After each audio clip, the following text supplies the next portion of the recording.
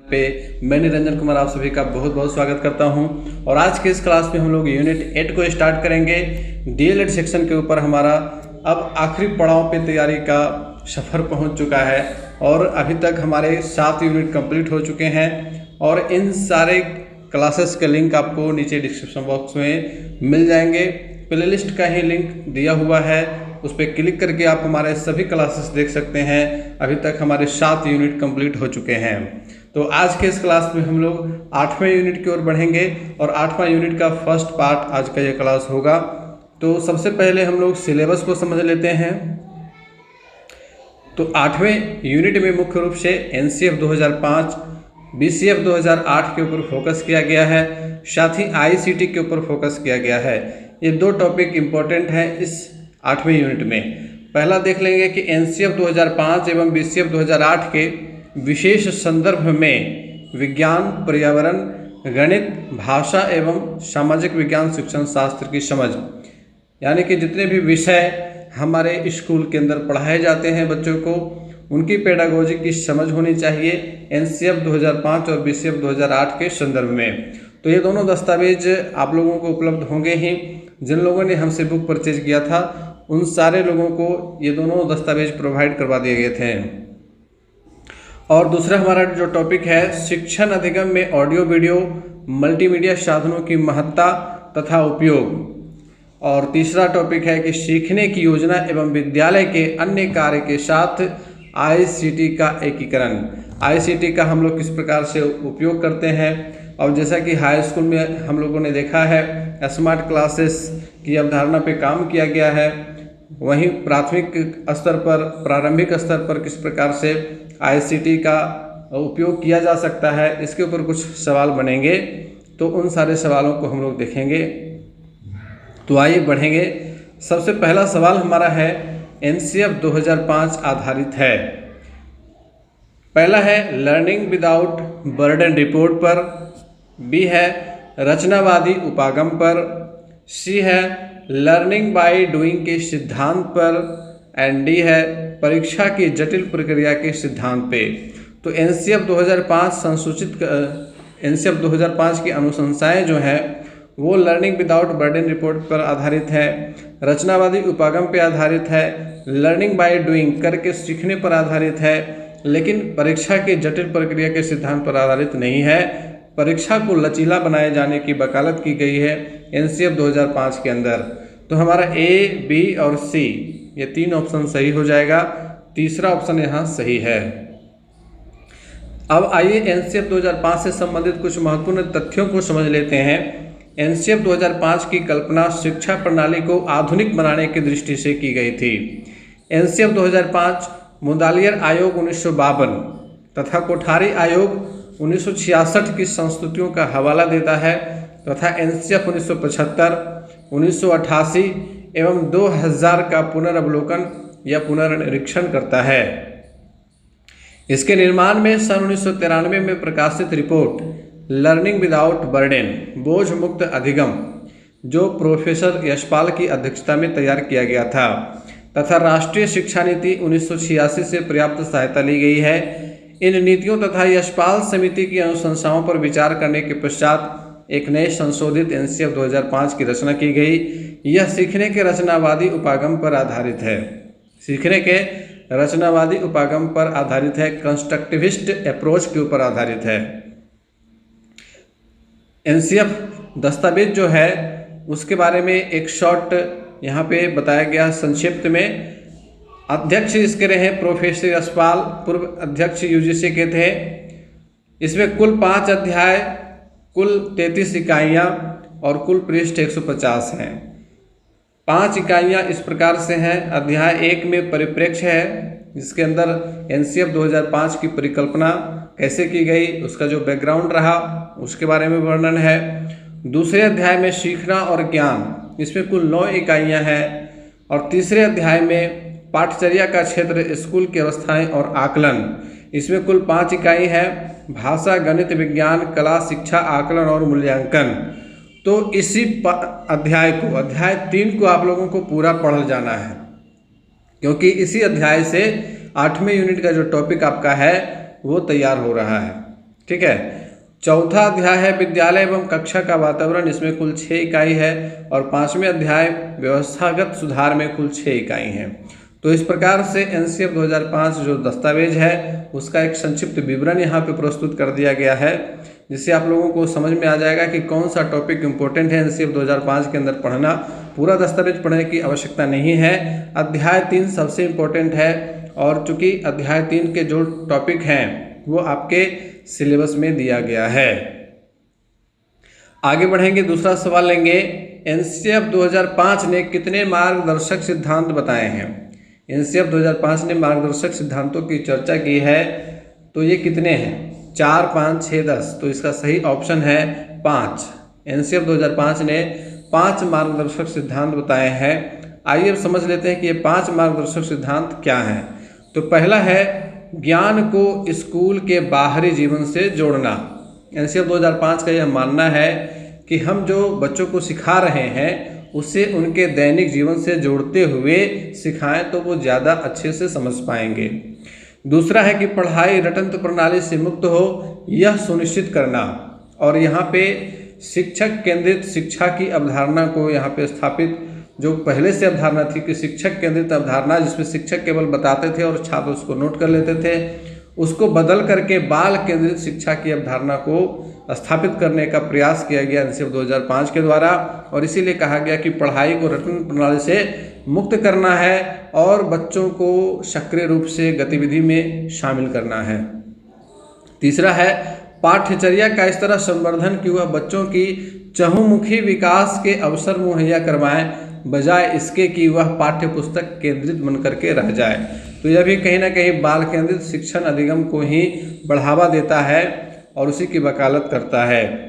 चौथा है परीक्षा को अपेक्षाकृत लचीला बनाना, है ना। परीक्षा जो है उसको लचीला बनाना और परीक्षा की पद्धति के ऊपर पुनर्विचार करना, कक्षा की गतिविधियों से परीक्षा को जोड़ना। और इसके संदर्भ में CCE को लागू किया गया, कंटिन्यूअस एंड कॉम्प्रिहेंसिव इवेल्युएशन, जिसको हम लोग सतत एवं व्यापक मूल्यांकन कहते हैं। पांचवा है एक ऐसी अधिभावी पहचान का विकास जिसमें प्रजातांत्रिक राज्य व्यवस्था के अंतर्गत राष्ट्रीय चिंताएं समाहित हों, ताकि हम भविष्य में इन बच्चों को अच्छे नागरिक बना सकें। तो ये 5 मार्गदर्शक सिद्धांत एनसीएफ 2005 ने दिए। याद रखना है इन 5 मार्गदर्शक सिद्धांतों को आपको, और इनके मर्म को समझना है। आइए अगला सवाल लेंगे। एनसीएफ 2005 ने शिक्षा की किस प्रणाली का समर्थन किया है? ऑप्शंस हैं शिक्षक केंद्रित शिक्षा, पारंपरिक शिक्षा, बाल केंद्रित शिक्षा और जगमग प्रणाली। तो यहाँ पे एनसीएफ 2005 ने बाल केंद्रित शिक्षा का समर्थन किया है, बाल केंद्रित शिक्षा के बढ़ावा देने की वकालत की है। अगला सवाल लें, उससे पहले आप लोग थोड़ा सा यहाँ पे बाल केंद्रित शिक्षा की जो परिभाषा एनसीएफ 2005 में दी गई है इसको समझ लेंगे।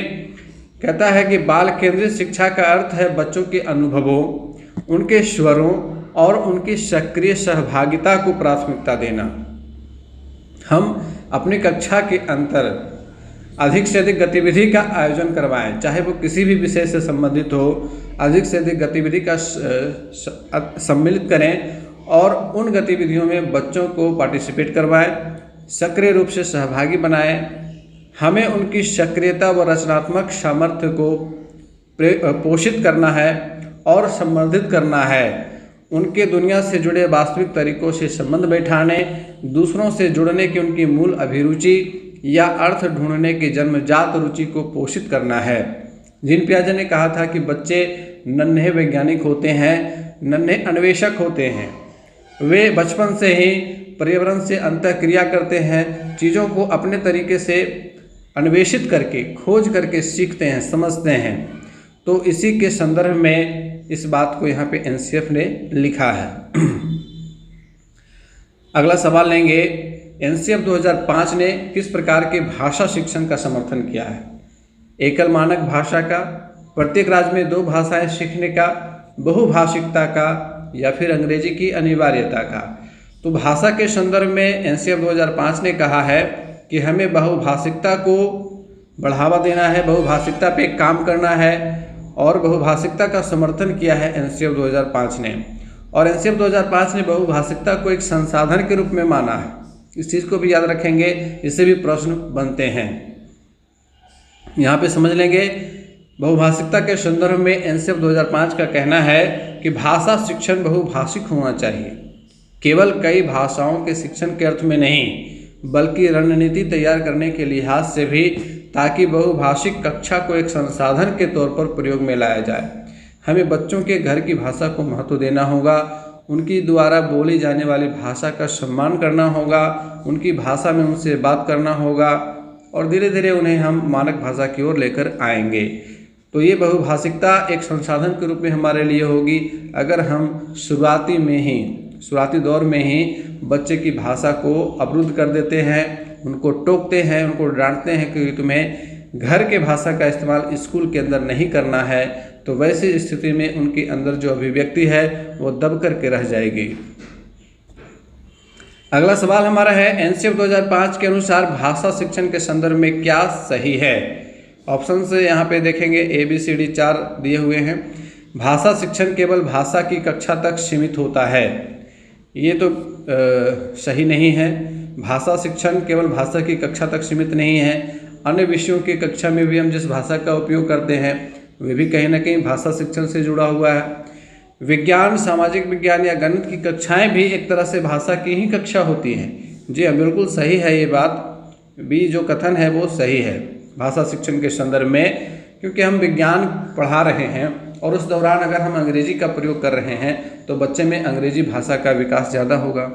अगर हम सामाजिक विज्ञान पढ़ा रहे हैं और वहाँ केवल अंग्रेजी भाषा का प्रयोग कर रहे हैं, तो जिस भाषा को हम लोग इन विषयों में प्रयोग के तौर पर उपयोग में लाएंगे तो उन्हीं का विकास बच्चों में होगा, उन्हीं भाषा को बच्चे ज़्यादा सीखेंगे। तो एक तरह से ये जो विषय की कक्षाएं हैं, विज्ञान हो, सामाजिक विज्ञान हो, गणित हो, इनकी कक्षाएं भी एक तरह से भाषा की कक्षा ही होती है। भाषा शिक्षण में बहुभाषिकता पर जोर होना चाहिए, बिल्कुल होना चाहिए। इसके संदर्भ में भी हम लोगों ने डिस्कशन किया। सभी बच्चों को अनिवार्य रूप से अंग्रेजी सीखने पर बल, तो ऐसी चर्चा नहीं की गई है एनसीएफ 2005 के अंदर। तो हमारा जो दो कथन है B और C, ये दोनों भाषा शिक्षण के संदर्भ में सही हैं। B और C, चौथा ऑप्शन सही हो जाएगा।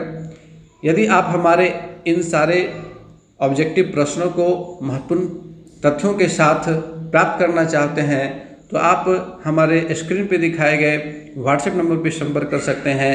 मात्र 100 रुपये के शुल्क पर आपको 8 यूनिट के objective questions with important facts available करा दिए जाएंगे PDF फॉर्मेट में। बढ़ेंगे अगले सवाल को लेंगे। एनसीएफ 2005 के अनुसार गणित की शिक्षा का मुख्य उद्देश्य क्या है? गणित की शिक्षा का मुख्य उद्देश्य बच्चों को गणित की परीक्षा में अच्छे नंबर लाने के लिए तैयार करना। तो अच्छे नंबर लाने की चर्चा नहीं की गई है, नंबर पे तो फोकस ही नहीं करना। बच्चे की गणितीयकरण की क्षमताओं का विकास करना है, ये सही है। बच्चों का गणितीयकरण की क्षमता विकसित हो, ये प्रयास है। गणित में अपने से ऊंचे वर्ग के सवालों को हल करने के योग्य बनाना, ऐसा भी नहीं है। जीवन की रोजमर्रा की गणितीय समस्याओं को हल के लायक बनाना, यहाँ पे सही है ये। तो 2 और 4 दो ऑप्शन सही हो रहे हैं। तो ऐसी स्थिति में 5वां ऑप्शन हमारा काम करेगा, उपरोक्त में से एक से अधिक या कोई नहीं। तो ये 5वां ऑप्शन BPSC के एग्जाम में इसीलिए दिया जाता है। वैसे मुख्य रूप से अधिकांश प्रश्नों में एक ही ऑप्शन सही रहेगा, इसीलिए मैंने 4 ही ऑप्शन रखे हैं। 5वां ऑप्शन ये हमेशा जुटा हुआ रहेगा, चाहे वो किसी भी प्रकार का सवाल हो। तो हमेशा तो ऐसा नहीं होगा, कहीं कहीं पे किसी प्रश्न में एक से अधिक ऑप्शन सही हो सकता है या कोई नहीं सही हो सकता है। तो यहाँ पे दोनों कथन 2 और 4 सही हैं। बच्चे की गणितीयकरण की क्षमताओं का विकास करना और जीवन की रोजमर्रा की गणितीय समस्याओं के हल के लायक बनाना। अगला सवाल है, BCF 2008 इनमें से किन परिवर्तनों को संदर्भित करता है? शिक्षण से अधिगम को, अध्यापक केंद्रित से शिक्षार्थी केंद्रित को, सिर्फ पाठ्य पुस्तकों से सीखना को, विविध संभव स्रोतों से सीखना को, शिक्षार्थी स्वायत्तता से अध्यापक निर्देशित कक्षा को। तो BCF 2008 ने कुछ परिवर्तनों की ओर संकेत किया है और उन परिवर्तनों में ए, बी और सी ये तीनों आते हैं। शिक्षण से अधिगम को परिवर्तित किया गया, अध्यापक केंद्रित से शिक्षार्थी केंद्रित को परिवर्तित किया गया है, और केवल पाठ्य पुस्तकों को विविध संभव स्रोतों से सीखना को परिवर्तित किया गया है। तो ए, बी, सी तीसरा ऑप्शन हमारा यहाँ पे सही है। आइए समझ लेते हैं कि BCF 2008 ने किन परिवर्तनों का जिक्र किया है।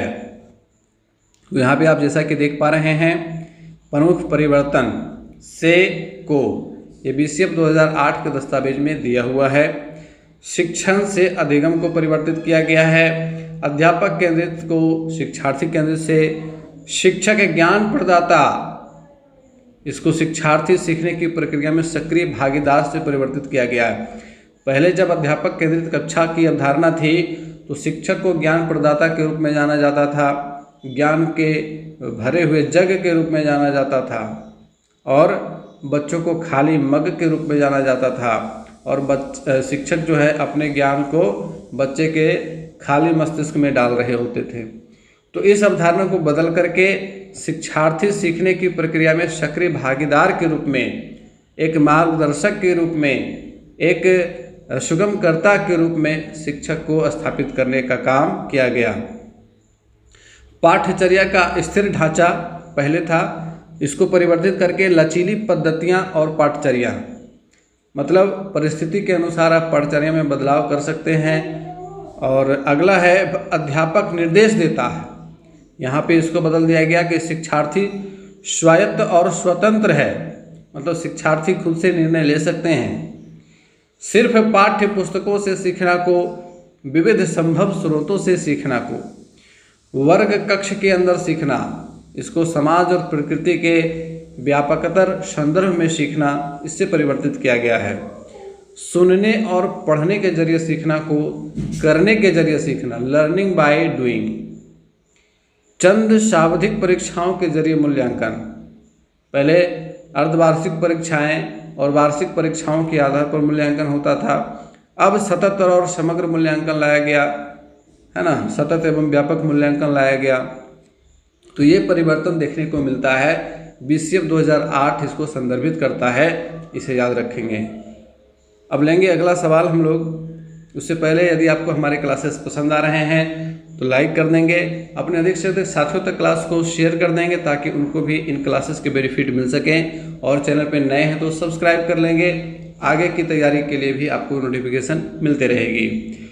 अगला सवाल लेते हैं, विद्यालय के बाहर का जीवन और वहाँ से प्राप्त ज्ञान एवं अनुभव सीखने के लिए आवश्यक प्रेरणा देते हैं, क्योंकि मानक वर्तनी का सम्यक ज्ञान मिलता है, लेखन की विभिन्न शैलियों का परिचय मिलता है, समृद्ध भाषिक परिवेश मिलता है, या इससे व्याकरणिक नियमों की जानकारी प्राप्त होती है।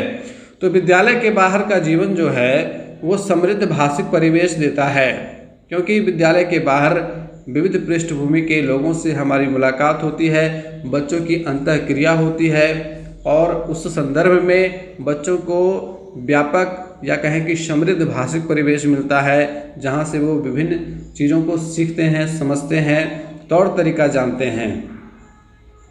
अगला प्रश्न है, प्राथमिक स्तर पर भाषा सिखाने की सर्वश्रेष्ठ विधि क्या है? अगर आप प्राथमिक स्तर पर भाषा सिखाने का प्रयास कर रहे हैं तो सर्वश्रेष्ठ विधि क्या होगी? बच्चों के साथ कविता गाना, बच्चों को कहानी सुनाना, बच्चों को पाठ्य पुस्तक आधारित वीडियो कार्यक्रम दिखाना, बच्चों को भाषा प्रयोग करने के विविध अवसर देना। This is the right option. बच्चों को भाषा प्रयोग करने के विविध अवसर देना। हमें ऐसे परिवेश का निर्माण करना होगा जिसमें बहुत सारे ऐसे अवसर आए, जिसमें प्रत्येक बच्चे को सक्रिय सहभागिता मिले कि वह अपनी अभिव्यक्ति को सबके सामने व्यक्त कर सके। अगला प्रश्न है, कक्षा में मौजूद बहुभाषिकता बच्चों को लक्ष्य भाषा सीखने के लिए हतोत्साहित करती है, शिक्षक के लिए एक जटिल और कठिन चुनौती है, भाषा शिक्षण में बाधक है, भाषा शिक्षण में एक संसाधन के रूप में प्रयुक्त हो सकती है। तो बहुभाषिकता के ऊपर हम लोग शुरुआत में चर्चा कर लिए हैं। भाषा शिक्षण में एक संसाधन के रूप में प्रयुक्त हो सकती है, NCF 2005 का ये कहना है। अगला सवाल है, त्रिभाषा सूत्र का उद्देश्य क्या है? देश में बहुभाषी संवाद के परिवेश को बढ़ाना, भिन्न संस्कृति से परिचित करवाना, विदेशी भाषा से परिचित करवाना, उपरोक्त सभी। तो यहाँ पे उपरोक्त सभी सही है, क्योंकि त्रिभाषा सूत्र के अंदर ये तीनों ही ऑप्शन सही हैं। आइए समझ लेते हैं त्रिभाषा सूत्र को। बहुभाषिकता से ही जुड़ा एक महत्वपूर्ण मसला रहा त्रिभाषा सूत्र। अनेक शिक्षा आयोग ने इसे लागू करने की सिफारिश की। 1968 की शिक्षा नीति के अनुसार प्रथम भाषा, द्वितीय भाषा और तृतीय भाषा त्रिभाषा सूत्र को दिया गया, और प्रथम भाषा के रूप में कहा गया कि स्कूल में पहली भाषा जो पढ़ाई जाए वह मातृभाषा हो या क्षेत्रीय भाषा हो, यानी कि जिस क्षेत्र के विद्यालय होंगे और उस क्षेत्र में जो भाषा बच्चों के द्वारा, वहाँ के समुदाय के द्वारा बोली जाती है, उस भाषा को प्रथम भाषा माना गया। द्वितीय भाषा के रूप में एक इस प्रकार से नियम बनाया गया कि हिंदी भाषी राज्यों में, जो हिंदी भाषी राज्य हैं जैसे बिहार, यूपी इत्यादि, तो हिंदी भाषी राज्यों में द्वितीय भाषा कोई भी अन्य आधुनिक भाषा हो, कोई भी अन्य आधुनिक भाषा हो या अंग्रेजी हो, और गैर हिंदी भाषी राज्यों में जहाँ हिंदी नहीं बोली जाती है, द्वितीय भाषा हिंदी या अंग्रेजी होगी। ठीक। और तृतीय भाषा के संदर्भ में कहा गया कि हिंदी भाषी राज्यों में तीसरी भाषा अंग्रेजी होगी या एक आधुनिक भारतीय भाषा जो द्वितीय भाषा के रूप में ना पढ़ी जा रही हो। गैर हिंदी भाषी राज्यों में तीसरी भाषा जो द्वितीय भाषा के रूप में ना पढ़ी जा रही हो। अब इसके संदर्भ में हमारे यहाँ 3 भाषाएं आ गई, और अभी तक ये 3 भाषाएं मौजूद हैं। जैसे कि हम लोग देखते हैं कि हिंदी तो हमारी मातृभाषा के रूप में ही है, और हिंदी के बाद दूसरी जो भाषा है वो है संस्कृत, और संस्कृत या उर्दू, ऑब्लिक करके उर्दू कर देंगे, क्योंकि जो उर्दू वाले छात्र होते हैं वो उर्दू सेलेक्ट करते हैं, और जो संस्कृत पढ़ने वाले होते हैं वो संस्कृत सेलेक्ट करते हैं। तो संस्कृत या उर्दू दोनों को रखा गया द्वितीय भाषा के रूप में, और तृतीय भाषा के रूप में इंग्लिश को रखा गया है।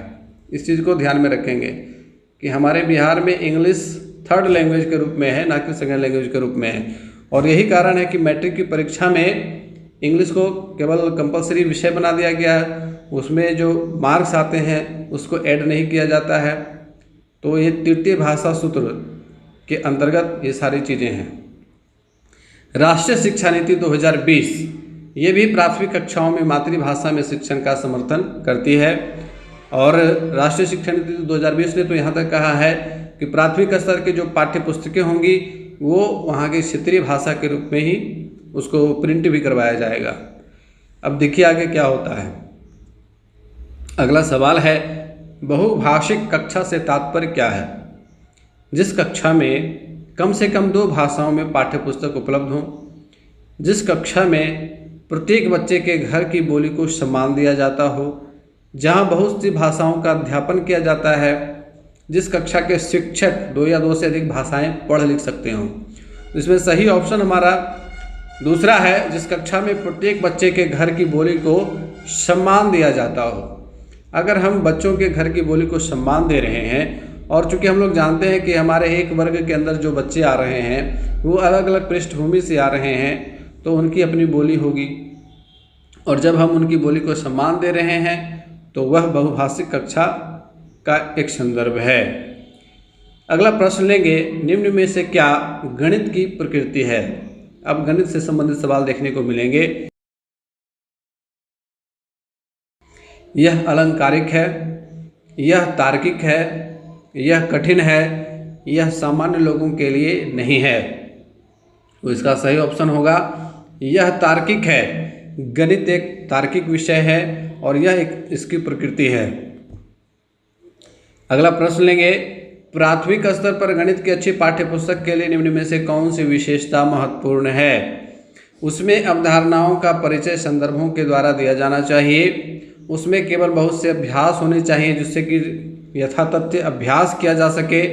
वह आकर्षक और रंगीन होनी चाहिए। वह मोटी और बड़ी होनी चाहिए।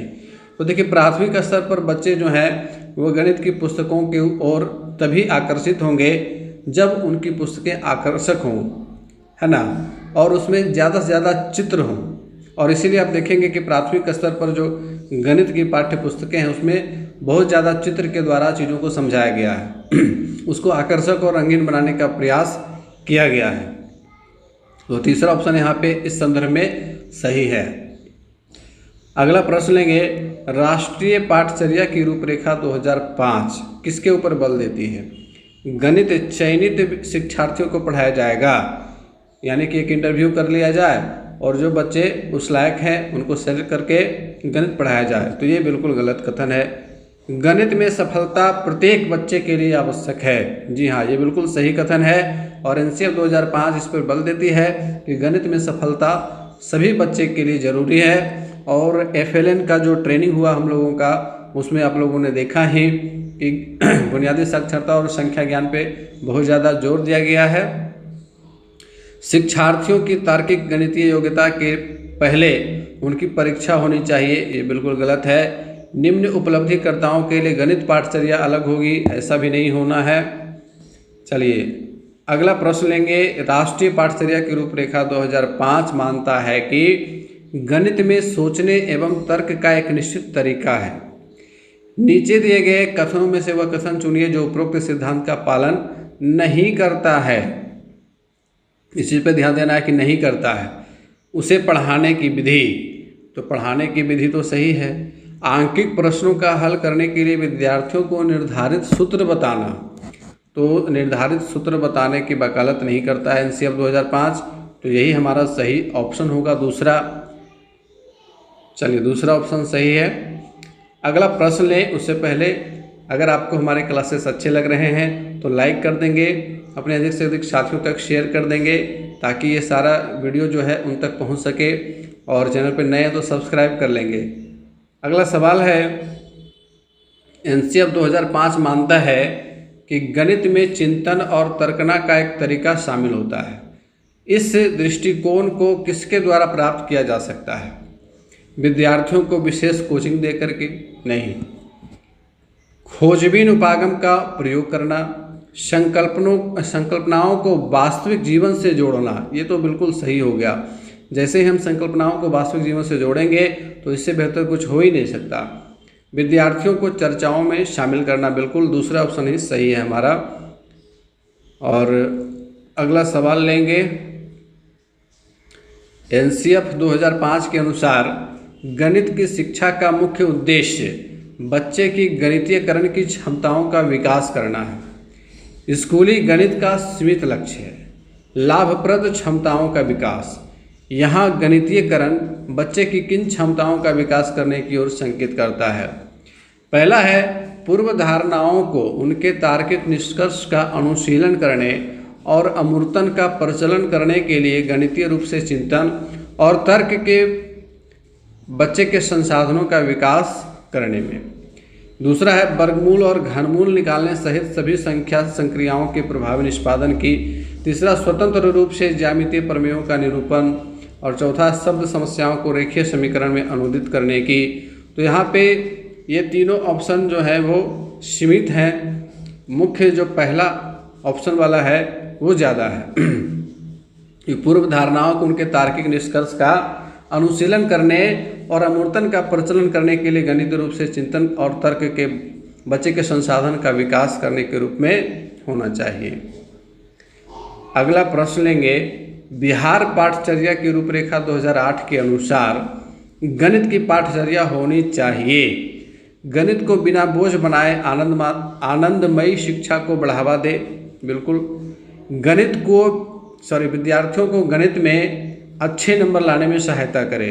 नहीं, नंबर लाने वाला जो ऑप्शन होगा वो हमेशा निगेटिव होगा, इस चीज़ को ध्यान में रखेंगे। विद्यार्थियों को गणित के भय से मुक्त रखे। बिल्कुल सही है, गणित से डरना नहीं है, गणित के भय से मुक्त रखना है। गणित के शिक्षकों के लिए एक जटिल संरचना हो, ये भी बिल्कुल नहीं कहा गया है। तो हमारा ए और सी दो ऑप्शन सही है बीसीएफ 2008 के अनुसार गणित के संदर्भ में। तो ऑप्शन हमारा दूसरा सही हो जाएगा, ए और सी। चलिए अगला सवाल लेंगे, बिहार पाठचर्या की रूपरेखा 2008 ने गणित सीखने सिखाने के लिए विद्यार्थियों के लिए क्या लक्ष्य बनाया है?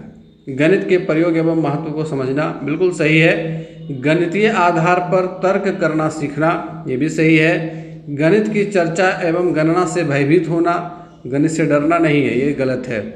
गणितीय अवधारणाओं को समझने के लिए पूर्णतः शिक्षकों पर निर्भर होना, ये भी गलत है। तो ए और बी दो ऑप्शन हमारा यहाँ पे सही है, दो कथन सही है, तीसरा ऑप्शन सही हो जाएगा। चलिए अगला प्रश्न लेंगे। बिहार पाठचर्या की रूपरेखा 2008 बीसीएफ 2008 ने गणित में ठोस व्याख्या के साथ संकेतों के प्रयोग की अवस्था निर्धारित की है। आयु वर्ग आपको पहचानना है, 5 से 8, 8 से 12, 0 से 5, 12 से 18। तो इसका सही ऑप्शन दूसरा है, 8 से 12 वर्ष। आइए इसको समझ लेते हैं। गतिविधियों का चयन बच्चों के सीखने की विभिन्न अवस्थाओं पर आधारित है। पहला है शैशवावस्था, जो 0 से 5 वर्ष का होता है। ये बीसीएफ 2008 निर्धारित कर रहा है गणित के संदर्भ में, ठीक है। ऐसे शैशवावस्था की आयु 0 से जन्म से 2 वर्ष की रखी गई है, लेकिन यहाँ पे बीसीएफ 2008 ने गणित के संदर्भ में ये इन अवस्थाओं को वर्गीकृत किया है। दूसरा है आंतरिक अनुभव की अवस्था, 5 से 8 वर्ष। तीसरा है ठोस व्याख्या के साथ संकेतों के प्रयोग की अवस्था, 8 से 12 वर्ष। और चौथा है अमूर्त तथ्यों की तार्किक अवस्था, 12 से 18 वर्ष। तो इस प्रकार से 4 अवस्था में बांटा गया है बच्चों की आयु सीमा को गणित सीखने के संदर्भ में, ठीक है। तो ये सारा कुछ ओरिजिनल जो डॉक्यूमेंट आपका बीसीएफ 2008 का है उसमें लिखा हुआ है। अगला प्रश्न है, प्राथमिक स्तर पर सामान्य विज्ञान शिक्षण के 3 प्रमुख उद्देश्य हैं। आपको पहचानना है कि वे कौन कौन से हैं। ज्ञान, अवबोध, अनुप्रयोग, कौशल, रुचियाँ, अभिवृत्तियाँ, योग्यताएं, प्रशंसाएं, अवकाश काल का सदुपयोग, उपरोक्त में से कोई नहीं। तो यहाँ पे हमारा पहला ऑप्शन सही है, ज्ञान, अवबोध और अनुप्रयोग। ये सामान्य विज्ञान शिक्षण के 3 प्रमुख उद्देश्य हैं। अगला सवाल लेंगे, प्राथमिक स्तर पर सामान्य विज्ञान शिक्षण किस विषय में समाहित है? प्राथमिक स्तर पे आप लोगों ने देखा 1 to 5 में कि सामान्य विज्ञान जो है, साइंस की जो किताब है वो अलग से नहीं है। तो आपको बताना है कि किस विषय में वो समाहित है। गणित में है, हिंदी में है, पर्यावरण में है, या फिर विज्ञान की अपनी पाठ्य पुस्तक है। तो यहाँ पे सही ऑप्शन हो जाएगा पर्यावरण। पर्यावरण अध्ययन में ही गणित शामिल है प्राथमिक स्तर पर, क्योंकि इसको एकीकृत विषय के रूप में देखा गया है विज्ञान एवं पर्यावरण को, और इसीलिए ईवीएस की किताब रखी गई है क्लास 3, 4, 5 के अंदर प्राथमिक स्तर पे। एनसीएफ 2005 ने विज्ञान पुस्तकों में अधिक बल दिया है किसके ऊपर? रटने की प्रवृत्ति को हतोत्साहित करने पर, अर्थात रटने की प्रवृत्ति बच्चों में ना बढ़े, ये सही ऑप्शन है। विज्ञान के पाठचर्या के विभिन्न कार्य क्षेत्रों के बीच तीक्ष्ण सीमाएं बनाए रखने में, ये गलत है। छात्रों को सक्रिय अधिगम अनुभव प्रदान करने पर, ये भी सही है। वैज्ञानिक पदों की यथार्थ परिभाषाएं सीखने पे, तो परिभाषाओं को सीखने पर बल नहीं दिया जाता है। ए और सी दो कथन यहाँ पे सही हैं, तो ए और सी दूसरा ऑप्शन हमारा सही हो जाएगा। अगला प्रश्न है, एनसीएफ 2005 की यह अनुशंसा है कि उच्च प्राथमिक स्तर पे विज्ञान शिक्षक को किसके ऊपर बल देना चाहिए? कक्षीय अधिगम को विद्यालय के बाहर की दुनिया के साथ जोड़ने में शिक्षार्थियों की मदद करने पर बल देना चाहिए, या फिर विज्ञान सीखने में अंतर्राष्ट्रीय मानकों को प्राप्त करने में शिक्षार्थियों की मदद करने पर बल देना चाहिए, शिक्षार्थियों में सामाजिक विषमताओं को न्यूनतम करने पर बल देना चाहिए, या शांतिपूर्ण समाज की स्थापना के लिए मानवीय मूल्यों और ज्ञानाधार को बढ़ावा देना चाहिए। तो यहाँ पे हमारा पहला ऑप्शन सही होगा कि कक्षीय अधिगम को विद्यालय के बाहर की दुनिया अर्थात उनके दैनिक जीवन से जोड़ने में शिक्षार्थियों की मदद करने पर बल देना चाहिए, ये लक्ष्य है। तो यहाँ पे पहला ऑप्शन सही है। अगला प्रश्न लेते हैं, निम्न में से कौन सा उच्च प्राथमिक स्तर पर विज्ञान शिक्षण का उद्देश्य नहीं है? यहाँ पे नहीं है, ये पहचानना। पहला है विज्ञान के तथ्यों और सिद्धांतों एवं उसके अनुप्रयोगों को जानना, तो ये उद्देश्य है। प्राकृतिक जिज्ञासा, सौंदर्यपरकता की अनुभूति तथा विज्ञान एवं प्रौद्योगिकी में सृजनात्मकता का पोषण, ये भी उद्देश्य है।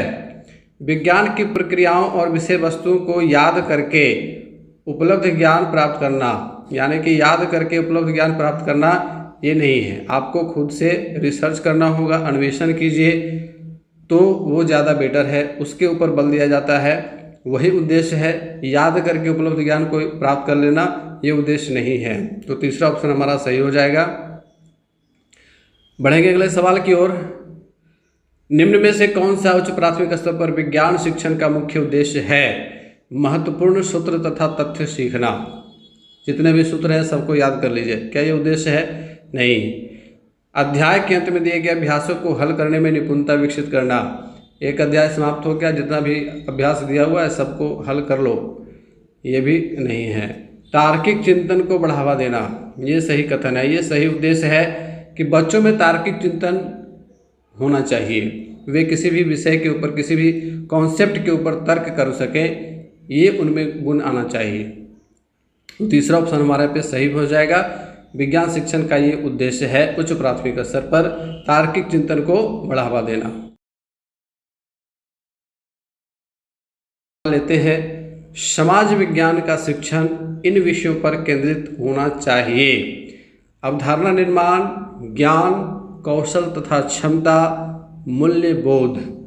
तो यहाँ पे चारों कथन जो हैं वो सही हैं। अवधारणा निर्माण भी होना चाहिए, कॉन्सेप्ट की समझ होनी चाहिए, कॉन्सेप्ट कैसे बनेगा, ज्ञान होना ही चाहिए, कौशल तथा क्षमता भी होनी चाहिए, स्किल डेवलपमेंट होना चाहिए, मूल्य बोध भी बहुत ज़रूरी है। तो ये सभी यहाँ पे सही है। अगला प्रश्न लेंगे। बीसीएफ 2008 के अनुसार विवरणों की स्मृति को परीक्षाओं में अधिक अंक देकर के पुरस्कृत किया जाता है। यानी कि जो परीक्षा पद्धति है उसमें क्या, उसमें जो छात्र ने विवरण दिया और उस विवरण के आधार पे हमने उसको अंक दिया और फैसला कर दिया कि छात्र तेज है या फिर मध्यम कैटेगरी का है या फिर थोड़ा सा पिछड़ा हुआ है। तो यहाँ पे लेकिन यह शिक्षार्थियों के विश्लेषण कौशल को क्या करता है? रिक्त स्थान की पूर्ति उचित शब्द से करें, दृढ़ करता है, कमजोर करता है, मजबूत करता है या विशिष्ट करता है। तो यह शिक्षार्थियों के विश्लेषण कौशल को कमजोर करता है। ठीक है। अगला प्रश्न लेंगे। आपदा के अध्ययन को किस विषय का अंग बनाया गया है? आपदा प्रबंधन किस विषय में है? राजनीति विज्ञान में, इतिहास में, गणित में या फिर भूगोल में? तो इसका सही ऑप्शन भूगोल है। भूगोल के अंदर ही डिजास्टर मैनेजमेंट को शामिल किया गया है।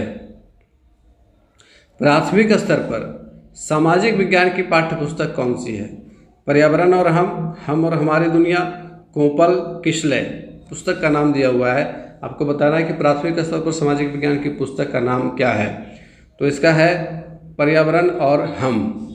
345 की किताब पर्यावरण और हम के नाम से चलती है। सामाजिक विज्ञान के अध्ययन का एक बेहतर उपाय क्या है?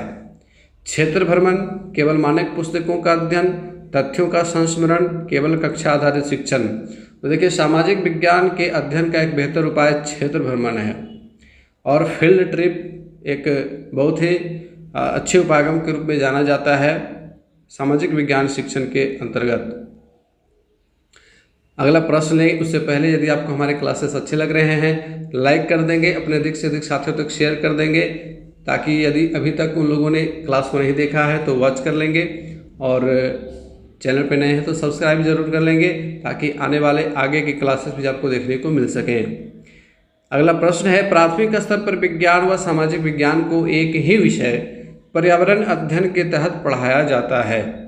यह है विज्ञान शिक्षण का क्या? अध्यापक केंद्रित उपागम, अनुशासनिक उपागम, एकीकृत उपागम, सामान्य उपागम। तो ये एकीकृत उपागम है। प्राथमिक स्तर पर विज्ञान और सामाजिक विज्ञान को एक ही विषय के रूप में पढ़ाया जाना, ये एकीकृत उपागम के ऊपर आधारित है। ठीक है, इसको याद रखेंगे। राष्ट्रीय पाठचर्या की रूपरेखा 2005 के अनुसार प्राथमिक स्तर पर पर्यावरण अध्ययन शिक्षण का प्रमुख उद्देश्य क्या होना चाहिए? स्वतंत्र रूप से प्रयोग करने की कुशलता अर्जित करना, विषय की आधारभूत संकल्पनाओं की आधारभूत समझ का विकास होना, विषय के आधारभूत सिद्धांतों का स्मरण करना, कक्षा कक्षीय अधिगम को विद्यालय के बाहर के जीवन से जोड़ना। तो जहाँ भी विद्यालय के बाहर के जीवन से जोड़ना आएगा तो वो सबसे सटीक आंसर होगा, इस चीज़ को ध्यान में रखेंगे। तो चौथा ऑप्शन हमारा यहाँ पे सही हो जाएगा। अगला प्रश्न है, निम्न कथनों में से कौन सा प्राथमिक स्तर पर पर्यावरण पढ़ाने का उद्देश्य नहीं है? ठीक है, बच्चों पर आकलन के लिए शब्दावली और परिभाषाओं का बोझ डालना, यही तो सही है। हमें ऐसा नहीं करना है, बच्चों को शब्दावली और परिभाषाओं का बोझ नहीं डालना है, ये पर्यावरण पढ़ाने का उद्देश्य नहीं है। पहला ऑप्शन ही सही हो जाएगा। बाकी के ऑप्शंस का भी डिस्कशन देख लेते हैं। जीवन और पर्यावरण से सरोकार रखने वाले मूल्यों को आत्मसात करना, ये उद्देश्य है। प्राकृतिक व सामाजिक वातावरण के विषय में उत्सुकता जगाना, ये भी उद्देश्य है। बच्चों को खोजने की क्रियाओं में लगाना तथा व्यवहारिक क्रियाएं करवाना जो संज्ञानात्मक और मनश्चालक कौशलों के विकास में सहायक होती हैं, ये भी उद्देश्य है। तो ये तीनों उद्देश्य हैं, बाकी पहला उद्देश्य नहीं है। अगला प्रश्न लेंगे, पर्यावरण अध्ययन की पाठ्य पुस्तक में पहेलियां शामिल करने का निम्न में से कौन सा उद्देश्य नहीं है? बच्चों के मस्तिष्क को भ्रमित करना और उन्हें इस भ्रम का आनंद उठाने देना। तो पहेली को शामिल करने का ये उद्देश्य बिल्कुल नहीं है कि बच्चों के मस्तिष्क में भ्रम की स्थिति उत्पन्न हो। तो यही हमारा पहला ऑप्शन सही हो जाएगा। बाकी के ऑप्शंस को भी देख लेते हैं। सृजनात्मक चिंतन की योग्यता और उत्सुकता का विकास करना बिल्कुल सही है। पहेलियों को शामिल करने से सृजनात्मक चिंतन को बढ़ावा मिलता है और उत्सुकता का विकास भी होता है। जैसे ही आप कहेंगे कि चलो इस पहेली का जवाब बताओ, एक मैं पहेली पूछने जा रहा हूँ, सभी बच्चे उत्सुक हो जाते हैं। बच्चों में आलोचनात्मक चिंतन की शक्ति का विकास करना, ये भी सही है। बच्चों में तर्कना शक्ति का विकास करना, ये भी सही है। तर्क की शक्ति विकसित होती है पहेलियों के माध्यम से। वे तर्क के आधार पर कहते हैं कि नहीं, इस पहेली का आंसर ये नहीं, ये होगा। तो पहला ऑप्शन सही है, ये उद्देश्य नहीं है, बाकी तीनों उद्देश्य हैं। अगला प्रश्न है, पर्यावरण अध्ययन की कक्षाओं में संकल्पनाओं को स्पष्ट करने के लिए कविताओं और कहानियों के कथनों का प्रयोग करना सहायता करता है। पाठ को आनंददायी और रोचक बनाने में, स्थानीय एवं वैश्विक स्तर पर संसार की प्रकृति को खोजने और कल्पना करने की योग्यता बढ़ाने में, शिक्षार्थियों में निहित भाषा एवं सांस्कृतिक विविधताओं को ध्यान रखने में, सही दिशा में विद्यार्थियों की ऊर्जा का सारणीकरण करने में। तो इसका सही ऑप्शन क्या हो जाएगा? कविताओं और कहानियों के कथनों का प्रयोग करना पाठ को आनंददायी और रोचक बनाने में सहायता करता है। ठीक है, तो पहला ऑप्शन हमारा सही हो जाएगा। अगला सवाल लेंगे, पर्यावरण अध्ययन की एक अच्छी पाठचर्या को बच्चे के प्रति सही, जीवन के प्रति सही और विषय के प्रति सही होना चाहिए। पाठचर्या की निम्नलिखित विशेषताओं में से कौन सी उपरोक्त आवश्यकताओं को पूरा नहीं करती है? यहाँ पे नहीं दिया हुआ है। यह शब्दावली और परिभाषाओं पर अधिक बल देती है। यह भय एवं पूर्वाग्रहों से मुक्त होने के मूल्य को बढ़ावा देती है। यह विषय को एक सामाजिक प्रक्रम के रूप में देखने के लिए शिक्षार्थियों हेतु आवश्यक है। यह शिक्षण अधिगम प्रक्रिया पर अधिक बल देती है। तो यहाँ पे पहला ऑप्शन हमारा सही होगा, यह शब्दावली और परिभाषाओं पर अधिक बल देती है। ये आवश्यकता को पूरा नहीं करती है, जो विशेषता है ये गलत है। यही हमारा सही ऑप्शन हो जाएगा यहाँ पे। अगला प्रश्न लेंगे, निम्न में से कौन सा प्राथमिक स्तर पर पर्यावरण अध्ययन की पाठचर्या की आवश्यकता के अनुरूप नहीं है? उसे शिक्षार्थियों के मानसिक स्तर के अनुकूल होना चाहिए, ये तो अनुरूप है। उसे काम की दुनिया में प्रवेश करने के लिए शिक्षार्थियों को ज्ञान एवं कौशल से लैस करना चाहिए। तो प्राथमिक स्तर का बच्चा काम की दुनिया में कैसे प्रवेश करेगा? ये गलत हो जाएगा। बाकी के दो ऑप्शंस देख लेते हैं। उसे शिक्षार्थियों में पर्यावरण के सरोकार को उत्पन्न करना चाहिए, बिल्कुल सही है।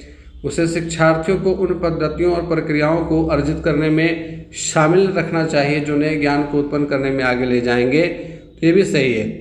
तो दूसरा जो ऑप्शन है वो पाठचर्या की आवश्यकता के अनुसार नहीं है।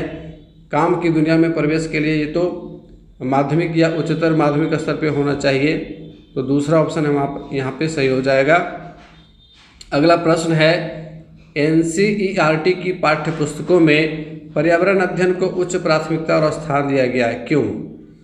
अधिक संख्या में अभ्यास प्रश्नों को शामिल करने के लिए, विषय की आधारभूत संकल्पनाओं की व्याख्या करने के लिए, चिंतन और विस्मय के लिए शिक्षार्थियों को अवसर उपलब्ध कराने के लिए, तकनीकी शब्दावली की सटीक परिभाषाएं उपलब्ध कराने के लिए।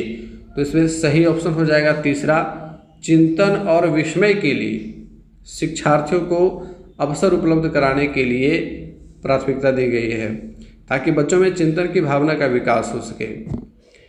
अगला प्रश्न लेंगे, प्राथमिक स्तर पर एक अच्छी ईवीएस पाठचर्या में क्या होना चाहिए? पाठ के अंत में अधिक अभ्यास प्रश्न सम्मिलित करना, अपने आसपास को खोजने के अवसर प्रदान करना। ये देखिए बिल्कुल सही है, ये विद्यालय के बाहर की दुनिया से जुड़ा हुआ उदाहरण है। अपने आसपास को खोजने का अवसर उपलब्ध कराना, ये सही है। संकल्पनाओं की विस्तृत व्याख्या पर अधिक एकाग्रता, कॉन्सेप्ट का पूरा एलाबोरेशन हो रहा है।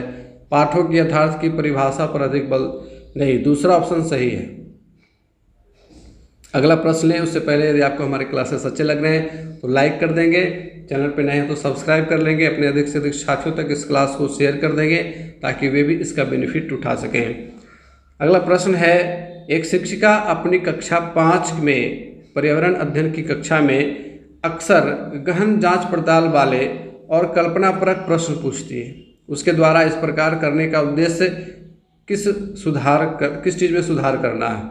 अवलोकन कौशलों में, संवेगात्मक कौशलों में, चिंतन कौशलों में, या फिर बोलने संबंधी कौशलों में? तो देखिए, गहन जांच पड़ताल वाला जो गतिविधि है, एक्टिविटी है, यह अवलोकन कौशल को विकास करेगा, अवलोकन कौशल में सुधार करेगा। पहला ऑप्शन सही हो जाएगा हमारा। आईसीटी किसके लिए प्रयोग किया जाता है? आईसीटी का फुल फॉर्म क्या है? तो आईसीटी का फुल फॉर्म है इंफॉर्मेशन एंड कम्युनिकेशन टेक्नोलॉजी। तो हमारा पहला ऑप्शन सही है, इंफॉर्मेशन एंड कम्युनिकेशन टेक्नोलॉजी। अगला प्रश्न है, वे सहायक सामग्रियां जो शिक्षक को शिक्षण और विद्यार्थी को अधिगम में सहायता करें क्या कहलाती हैं? तो ये शिक्षण अधिगम सहायक सामग्रियां कहलाती हैं, और यह परिभाषा शिक्षण अधिगम सहायक सामग्रियों के संदर्भ में है कि वे सहायक सामग्रियां जो शिक्षक को शिक्षण में, यानी कि टीचर्स को टीचिंग करने में, पढ़ाने में, और विद्यार्थी को अधिगम में, विद्यार्थी को सीखने में सहायता करती हैं, उन्हें शिक्षण अधिगम सहायक सामग्रियां कहा जाता है। अगला प्रश्न है, शिक्षण अधिगम सहायक सामग्रियां शिक्षण प्रक्रिया को क्या बनाते हैं? उबाऊ बनाते हैं, कठिन बनाते हैं, जटिल बनाते हैं, या फिर रोचक बनाते हैं? तो ये रोचक बनाते हैं।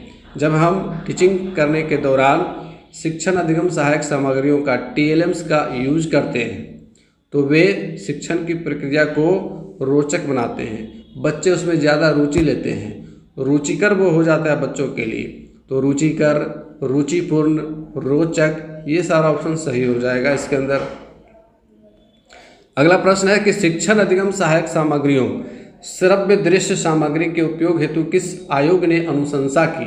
किस आयोग ने अनुशंसा की? सबसे पहले कि क्लास के अंदर ऑडियो विजुअल सामग्रियों का उपयोग किया जाए या शिक्षण अधिगम सहायक सामग्रियों का उपयोग किया जाए।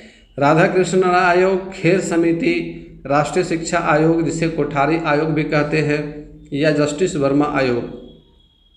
तो यहाँ पे तीसरा ऑप्शन सही है, राष्ट्रीय शिक्षा आयोग जिसे कोठारी आयोग भी कहा जाता है, जिसके अध्यक्ष दौलत सिंह कोठारी थे, DS कोठारी थे। आइए इसको थोड़ा सा समझ लेते हैं। श्रव्य दृश्य सामग्री के उपयोग को स्पष्ट करते हुए राष्ट्रीय शिक्षा आयोग या कोठारी आयोग, जो कि 1964-66 के अंदर बहाल किया गया था, इस रिपोर्ट में लिखा हुआ है कि शिक्षण की गुणवत्ता में सुधार करने के लिए प्रत्येक विद्यालय में सहायक सामग्री उपलब्ध कराना अति आवश्यक है। सहायक सामग्री वास्तव में अपने देश में शैक्षिक क्रांति ला सकती है। सहायक सामग्री अपने देश में शैक्षिक क्रांति ला सकती है। यह कथन किस आयोग का है? कोठारी आयोग का है, याद रखेंगे। शिक्षण अधिगम सहायक सामग्रियाँ, इसे श्रव्य दृश्य सामग्री भी शॉर्ट में कहते हैं, किसके लिए उपयोगी हैं? केवल मंदबुद्धि बालकों के लिए, केवल प्रतिभाशाली बालकों के लिए, प्रतिभाशाली एवं मंदबुद्धि दोनों प्रकार के छात्रों के लिए, विशेष आवश्यकता वाले बालकों के लिए। तो उपरोक्त में से एक से अधिक या कोई नहीं। तो यहाँ पे देखिए प्रतिभाशाली एवं मंदबुद्धि दोनों प्रकार के छात्रों के लिए तो उपयोगी है ही, विशेष आवश्यकता वाले बालकों के लिए भी ये TLMs उपयोगी होते हैं। तो 3 और 4 दो ऑप्शन सही हो गया। तो 5वां ऑप्शन हम लेंगे उपरोक्त में से एक से अधिक या कोई नहीं। शिक्षण अधिगम सहायक सामग्रियाँ प्रतिभाशाली एवं मंदबुद्धि दोनों प्रकार के छात्रों के लिए तथा विशेष आवश्यकता वाले बालकों के लिए भी उपयोगी हैं। अगला सवाल लेंगे, NCERT के अनुसार शिक्षण अधिगम सहायक सामग्रियों के कितने प्रकार हैं? TLM के कितने प्रकार बताए गए NCERT के अनुसार?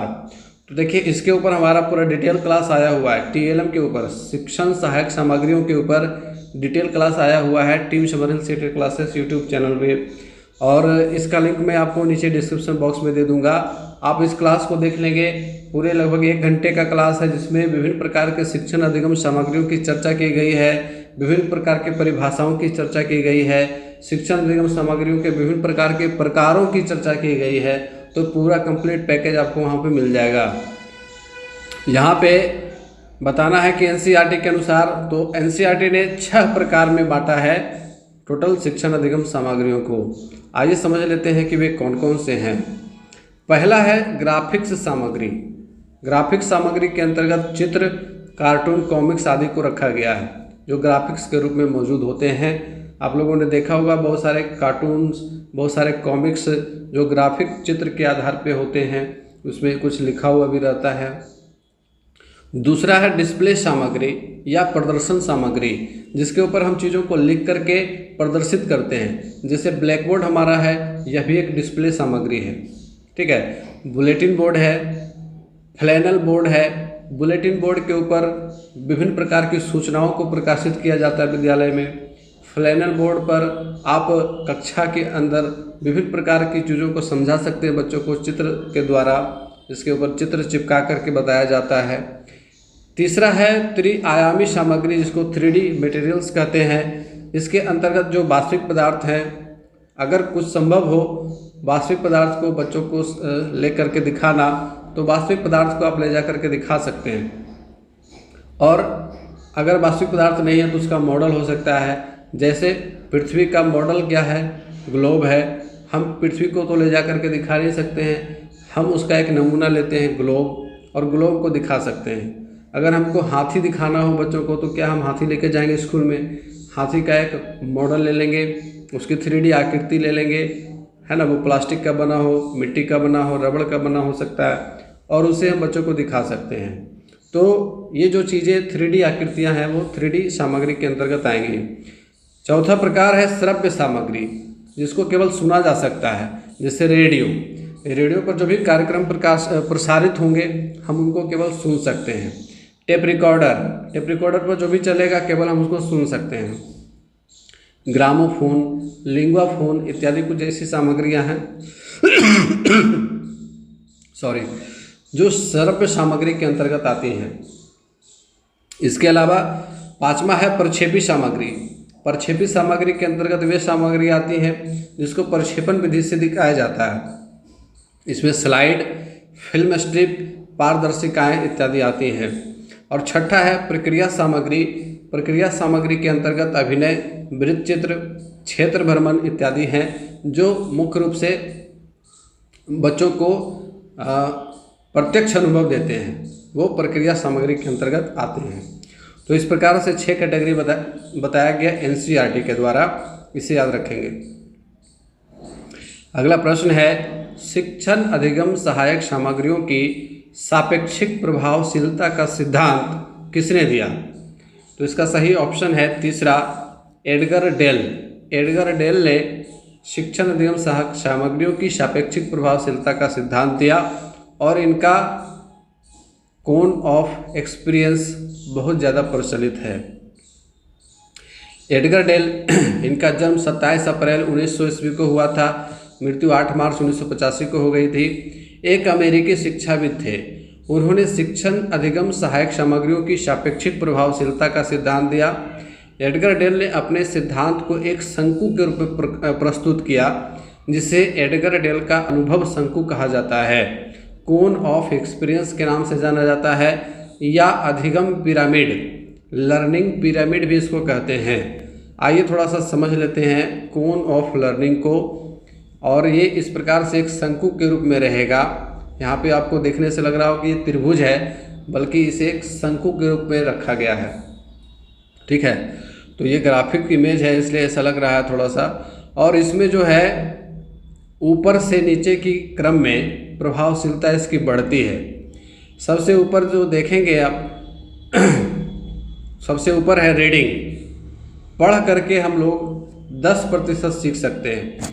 10% ऑफ व्हाट वी रीड, हम लोग जो कुछ पढ़ते हैं उसका 10% ही याद रहता है। यहाँ पे कन्फ्यूशियस का एक वाक्य है, I see and I forget, I hear and I remember, I do and I understand. मैं देखता हूँ और भूल जाता हूँ, मैं सुनता हूँ और याद रखता हूँ, मैं जो करता हूँ उसे समझता हूँ। तो जो किया जाता है उसे ही लोग समझ करके याद रखते हैं, वो एक्सपीरियंस के अंतर्गत आ जाता है। तो इसी सिद्धांत पर एडगर डेल का अनुभव शंकु आधारित है। और उन्होंने प्रभावशीलता में बताया कि किन किन चीज़ों का प्रभाव कितनी देर और कब तक रहता है। तो रीडिंग यानी कि जिस टेक्स्ट को हम पढ़ते हैं, अगर हम किसी टेक्स्ट बुक को पढ़ रहे हैं तो जितना हमने पढ़ा है उसका 10% हिस्सा ही याद रह पाता है। एक सामान्य बताया गया है। अब ऐसा नहीं किसी अपवाद में जो व्यक्ति पढ़ लेते हैं, पूरा पढ़ लेते हैं, पूरा याद हो जाता है, तो वो तो अपवाद स्वरूप है, तो अपवाद को हम लोग यहाँ पे नहीं लेंगे। Hearing words, 20% of what we hear, हम लोग जो सुनते हैं उसका 20% हिस्सा याद रह पाता है, बाकी 80% खत्म। सीइंग अर्थात देखते हैं, जिस चीज़ को हम लोग देखते हैं उसका 30% हिस्सा याद रह पाता है। Watching a movie, looking at an exhibit, watching a demonstration, seeing it done on location, 50% of what we see and hear, हम लोग जिसे देखते और सुनते हैं अर्थात वैसी सामग्रियाँ जो श्रव्य दृश्य दोनों के अंतर्गत आएंगी, जिसमें हम लोग देख भी रहे हैं, चीज़ों को सुन भी रहे हैं, उसका 50% हिस्सा हमको याद रहता है। जैसे कि अभी आप मेरे क्लासेस देख रहे हैं तो इसका आपको 50% हिस्सा याद रह पाएगा, क्योंकि यहाँ पे दोनों चीज़ें हो रही हैं, आप देख भी रहे हैं, सुन भी रहे हैं। तो दोनों चीज़ें जब होंगी तो 50% उसका याद रह पाएगा, बाकी 50% ख़त्म हो जाएगा। तो इसको रिवाइज करते रहिएगा तो वो ज़्यादा बढ़ेगा। आगे है participating in A discussion, giving a talk. तो जो हम लोग कहते हैं 70% उसका हिस्सा हमें याद रह जाता है। जैसे आप किसी चीज़ को पढ़ाते हैं और पहले आपने यदि नहीं पढ़ाया है, आप उसके ऊपर मेहनत करते हैं और उसको पढ़ाते हैं। आप किसी डिस्कशन में भाग लेते हैं और डिस्कशन में जो कुछ कहते हैं उसका 70% हिस्सा याद रह पाता है। और लास्ट है doing a dramatic presentation, simulating the real experience, doing the real thing. तो जो वास्तविक चीज़ें, प्रत्यक्ष चीज़ें जो एक्सपेरिमेंट किए जाते हैं उसका 90% हिस्सा याद रह जाता है। तो जो हम लोग कहते और करते हैं उसका 90% हिस्सा याद रह जाता है। तो यह एडगर डेल का अनुभव शंकु 1969 ईस्वी में उन्होंने इसे दिया था। तो इस चीज़ को याद रखेंगे, ध्यान में रखेंगे। और एक चीज़ और यहाँ मैंने जैसा कि शुरू में बताया था कि यह इसका जो प्रभावशीलता का क्रम है ये ऊपर से नीचे की क्रम में बढ़ता है। 10% सबसे ऊपर का जो सिरा है रीडिंग का वो 10%, और सबसे नीचे का जो आधार है वहाँ पे 90% आ जाता है। तो इस प्रकार से एडगर डेल के अनुभव शंकु को आप लोगों ने समझा। आइए अब आगे बढ़ेंगे। उससे पहले यदि आपको हमारे क्लासेस अच्छे लग रहे हैं लाइक कर देंगे, अपने अधिक से अधिक साथियों तक शेयर कर देंगे, और चैनल पे नए हैं तो सब्सक्राइब कर लेंगे। बढ़ते हैं अगले सवाल की ओर। एडगर डेल के अनुभव शंकु में प्रभावशीलता का क्रम है, अभी जस्ट मैंने बताया, ऊपर से नीचे की ओर।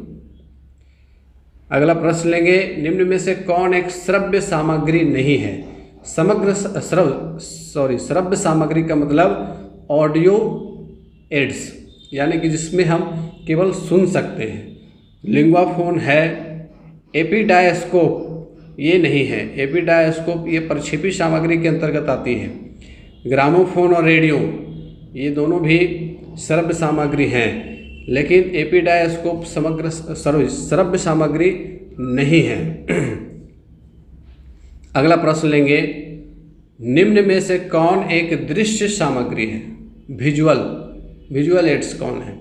रेडियो ये तो श्रव्य सामग्री हो गया। टेलीविज़न, अब देखिए टेलीविज़न दृश्य सामग्री नहीं है, ये श्रव्य दृश्य सामग्री है, क्योंकि टेलीविज़न में हम लोग केवल देखते नहीं हैं बल्कि देखते और सुनते दोनों हैं, इस चीज़ का भी ध्यान रखना। सेक्सटेंट और क्षेत्र भ्रमण, तो यहाँ पे तीसरा ऑप्शन सही है, सेक्सटेंट। और सेक्सटेंट क्या है, आइए इस चीज़ को समझ लेते हैं। सेक्सटेंट एक दृश्य सामग्री है और आप यहाँ पे चित्र में देख पा रहे हैं। इसका उपयोग मुख्य रूप से भूगोल व गणित में आँखों के स्तर पर बने कोण को मापने में किया जाता है। और ये एक सेक्सटेंट का ये चित्र है इस प्रकार से, और इसका यूज इस प्रकार से किया जाता है। और ज़्यादातर इसका यूज अंतरिक्ष यात्री करते हैं, जैसा कि आप यहाँ पे चित्र में देख पा रहे हैं। अंतरिक्ष यात्री ज़्यादातर इसका उपयोग करते हैं। अगला प्रश्न है, किसी खास संस्कृति या समाज विशेष के द्वारा उपयोग में लाई जाने वाली वस्तु जिनका उपयोग वर्ग कक्ष में प्रत्यक्ष अनुभव द्वारा अधिगम के लिए किया जाता है, क्या कहलाता है? तो ऐसी सामग्री को रियालिया कहते हैं। क्या कहते हैं? रियालिया। याद रखेंगे इस चीज़ को। आइए इधर देख लेते हैं थोड़ा सा रियालिया का उदाहरण। ये कुछ सामग्रियां हैं, मॉडल्स हैं, जिसका यूज हम क्लास में करके बच्चों को प्रत्यक्ष अनुभव दिखा सकते हैं। इन सामग्रियों को ही रियालिया कहा जाता है। निम्न में से कौन एक श्रव्य दृश्य सामग्री है? तो श्रव्य दृश्य सामग्री टेलीविज़न है, जिसमें हम देख भी रहे हैं, सुन भी रहे हैं, तो दोनों काम होगा, तो वो ऑडियो विजुअल एड कहलाएगा। अगला प्रश्न लेंगे, एलसीडी का फुल फॉर्म बताइए। एलसीडी, तो एलसीडी का फुल फॉर्म होता है liquid crystal display. Liquid crystal display, ये तीसरा ऑप्शन सही है हमारा। अगला प्रश्न लेंगे, उससे पहले यदि आपको हमारे क्लासेस अच्छे लग रहे हैं तो लाइक कर देंगे, और यदि आपने अभी तक हमारा चैनल सब्सक्राइब नहीं किया है तो सब्सक्राइब कर लेंगे, और अपने अधिक से अधिक साथियों तक इस क्लास को शेयर भी कर दीजिए। अगला सवाल है, इनमें से कौन एक आईसीटी का अंग नहीं है? आईसीटी का पार्ट नहीं है। कंप्यूटर, टेलीविज़न, इंटरनेट, क्षेत्र भ्रमण, तो यहाँ पे क्षेत्र भ्रमण सही है, बाकी कंप्यूटर, टेलीविज़न और इंटरनेट आईसीटी का ही एक पार्ट है। अगला प्रश्न लेंगे, सीखने की प्रक्रिया में आईसीटी का प्रयोग अधिगम को रोचक बनाता है, बिल्कुल सही है। शिक्षक के लिए परेशानी पैदा करता है, शिक्षक को तो और आसानी हो जाती है। अधिगम प्रक्रिया को रुचिपूर्ण बनाता है, ये भी सही है। एक नए अधिगम संकट को जन्म देता है, ये गलत है। ए और सी दो ऑप्शन हमारा यहाँ पे सही होगा, दूसरा यहाँ पे सही है। अगला प्रश्न है, कंप्यूटर की भाषा क्या है? डिजिटल है, पाइथन है, HTML है, बाइनरी है। तो कंप्यूटर की भाषा बाइनरी होती है, और बाइनरी डिजिट के अंतर्गत दो ही नंबर आते हैं, दो ही डिजिट आते हैं, 0 और 1। ठीक है, कंप्यूटर एक ही भाषा समझता है, बाइनरी, और बाइनरी डिजिट में केवल 2 अंक होते हैं, 0 और 1। कंप्यूटर में जो भी इनपुट हम डालते हैं उसको वह 0 और 1 में बदल करके पढ़ता है। अगला सवाल लेते हैं, आईसीटी के प्रयोग से संबंधित समस्याएं क्या हैं? अधिक खर्चीला माध्यम है, जी बिल्कुल सही, ये समस्या है, क्योंकि इसमें बहुत ज़्यादा खर्च आता है, इसलिए सभी जगह इसका यूज नहीं हो पा रहा है। दूसरा है प्रदर्शन मूल्यांकन में कठिनाई, ये भी एक समस्या है कि इसके प्रदर्शन मूल्यांकन में कठिनाई होती है। तीसरा, आईसीटी के उपयोग में दक्ष शिक्षकों की कमी, ये भी एक समस्या है वर्तमान समय में। शिक्षण अधिगम प्रक्रिया को सरल बनाने में सहायक, तो ये तो समस्या नहीं है, शिक्षण अधिगम प्रक्रिया को सरल बना रहा है, तो ये समस्या नहीं है। तो ABC 3 समस्याएं हैं, तीसरा ऑप्शन सही हो जाएगा। बढ़ेंगे अगले सवाल की ओर। www का फुल फॉर्म है, तो इसका फुल फॉर्म सभी लोगों को पता है, वर्ल्ड वाइड वेब। एक आसान सा सवाल है और यहाँ पे हमारा ये 60वां प्रश्न कंप्लीट हो जाता है। और अब आगे आपको देखने को मिलेंगे कुछ इम्पोर्टेंट एब्रीविएशंस ICT से रिलेटेड जो एग्ज़ाम में पूछे जा सकते हैं। तो आप इसका स्क्रीनशॉट ले लेंगे। मैं सभी को नहीं पढ़ पाऊँगा क्योंकि इसमें काफ़ी टाइम लग जाएगा और स्क्रीनशॉट लेना आसान है। आप इसका स्क्रीनशॉट ले लें और बिल्कुल ये कुल मिलाकर के जितने भी महत्वपूर्ण इम्पोर्टेंट एब्रीविएशंस थे उनको यहाँ पे सिलेक्ट किया गया है ताकि इनमें से अगर कुछ पूछा जाए तो आपको इसका आंसर पता हो। पहला का स्क्रीनशॉट आप लोगों ने ले लिया, दूसरा स्लाइड देख लेंगे। दूसरा स्लाइड भी काफ़ी इम्पोर्टेंट है। तीसरा स्लाइड देख लेंगे। तो 3 स्लाइड में मुख्य रूप से 30 एब्रीविएशंस को शामिल किया गया जो आपकी समझ के लिए काफ़ी ज़रूरी हैं। तो यहाँ पे हमारा 8वां यूनिट होता है कंप्लीट। पूरा DLED सेक्शन आज हो गया कंप्लीट। आपको हमारा प्रयास कैसा लगा? क्या मैं आप लोगों के लिए कुछ भी वैल्यू ऐड करने में सफल रहा? हमें कमेंट करके ज़रूर लिखिएगा। मिलते फिर से अगले क्लास में, तब तक के लिए गुड बाय, टेक केयर।